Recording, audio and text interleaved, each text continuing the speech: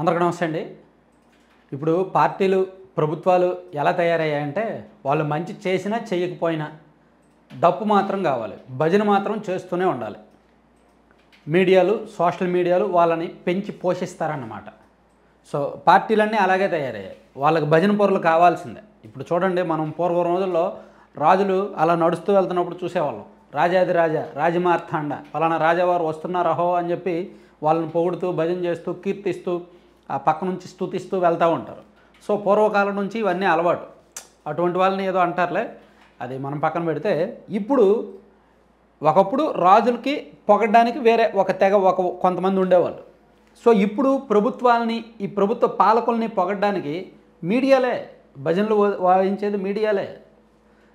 తప్పు అయినా, తప్పు చేసినా దాన్ని కవర్ చేస్తూ మసిపూసి మారేడికాయ చేసి మభ్యపెట్టి ఎలాగోలా అబద్ధమైన ప్రచారం చేసి డప్పు కొట్టాలి, భజన చేయాలి, చిడతలు వాయించాలి.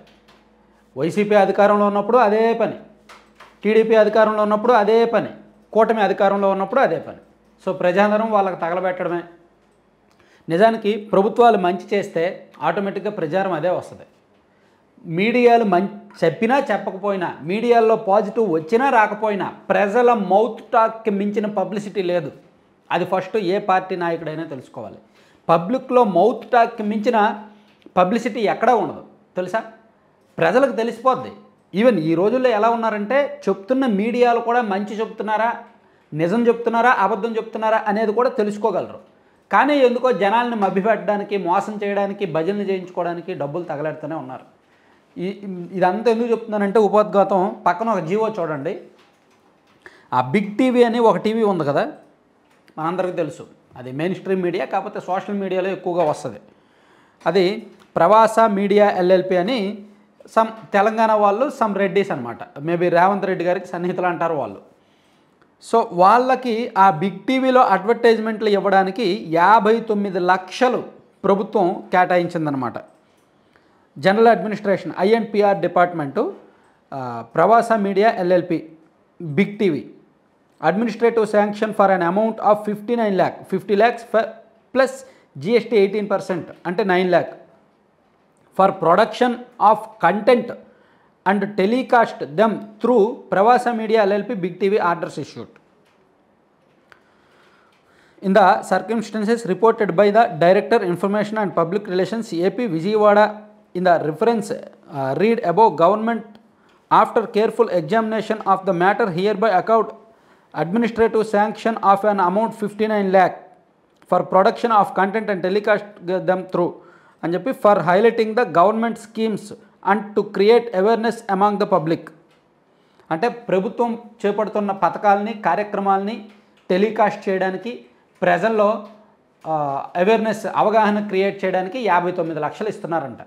ఇక్కడ నేను ఎందుకు తప్పుపడుతున్నానంటే, మీడియా ఛానళ్ళ పని ఏంటి? జరిగితే మంచి అని చెప్పాలి, చెడు జరిగితే చెడు అని చెప్పాలి కదా. దానికి డబ్బులు కావాలా? మంచి అయితే మంచి అని చెప్తారు, చెడు అయితే చెడు అని చెప్తారు. దానికి డబ్బులు తీసుకోవడం ఎందుకు? అక్కడ ఆ మీడియా అంటే ఇప్పుడు మీడియాలన్నీ అలాగే తయారయ్యాయి. డబ్బులు ఇవ్వకపోతే వాళ్ళని బ్లాక్మెయిల్ చేసో, బెదిరించో, ఏదో ఒకటి చేసో చేస్తూనే ఉంటారు. ఏదో నెగిటివ్ ప్రచారం ఏదో ఒకటి చేస్తూనే ఉంటారు. మీడియాలు కూడా ఇప్పుడు అలాగే తయారయ్యాయి. ఏదో ఒక పార్టీ చంకన, ఏదో ఒక నాయకుడు ఒళ్ళో కూర్చొని వీళ్ళు చేయడం అలవాటు అయిపోయింది. సో ప్రభుత్వాలు కూడా అలాగే తయారయ్యాయి. అరే ప్రజాధనం, మన రాష్ట్రం అప్పుల్లో ఉంది, ఆర్థిక పరిస్థితి బాగోలేదు, ప్రతి మంగళవారం కూడా ఒక 1000 కోట్లు, 1500 కోట్లు, 2000 కోట్లు అప్పులు చేయాల్సి వస్తుంది. ఈ టైంలో ఎంత ఖర్చు పెట్టాలి, ఎంత జాగ్రత్తగా ఖర్చు పెట్టాలి అంటే మీరు అనుకోవచ్చు, టీడీపీ వాళ్ళు కింద నన్ను తిడుతూ కామెంట్ చేయవచ్చు, ఏంటి 59 లక్షలకే నీకు అంత ఇది అయిపోయిందా, 59 లక్షలకే నువ్వు వీడియో చేసేస్తావా, గత ప్రభుత్వం 8 కోట్లు ఇచ్చింది టైమ్స్ నో వాళ్ళకి, 25 కోట్లు ఇచ్చింది వేరే గ్రూప్కి అని మీరు అనుకోవచ్చు. ఇక్కడ 59 లక్షల జీవో వచ్చింది అంతే.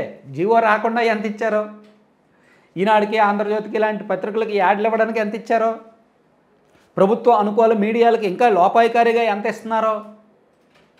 సో భారీగానే ఇస్తున్నారు. వీళ్ళు కూడా వీళ్ళ పబ్లిసిటీకి, వీళ్ళ ప్రచారానికి భారీగానే ఇస్తున్నారు. కొన్ని కాన్ఫిడెన్షియల్ జీవోలు వస్తున్నాయి, కొన్ని బయట జీవోలు వస్తున్నాయి అంతే, కొన్ని బహిరంగంగా జీవోలు వస్తున్నాయి.